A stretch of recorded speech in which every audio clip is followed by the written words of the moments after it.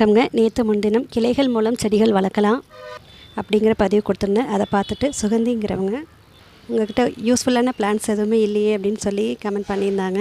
நான் முதல்ல காமிச்சிருந்ததே முருங்கை தானேங்க. முருங்கையில் இல்லாத சத்துக்களாங்க எவ்வளோ இரும்பு சத்துக்கள் இருக்குது. முருங்கையை நட்டவன் வெறுங்கையோடு நடப்பான் அப்படிங்கிற பழமொழியே இருக்குது இல்லைங்களா? முருங்கைக்கீரை அதிகமாக சாப்பிடும்போது முதுமை காலத்தில் கூட கைத்தடியோட துணை இல்லாமல் நம்மளால் வெறுங்கையோடு நடக்க முடியும் அப்படிங்கிறதானங்க அந்த பழமொழிக்கான அர்த்தம். அடுத்தது அந்தி மல்லி பூச்செடிகள் சொல்லியிருந்தேன். பூக்கள் மட்டும் அழகில்லைங்க, இலைகள்லேயும் அவ்வளோ மருத்துவ பயன்கள் இருக்குது.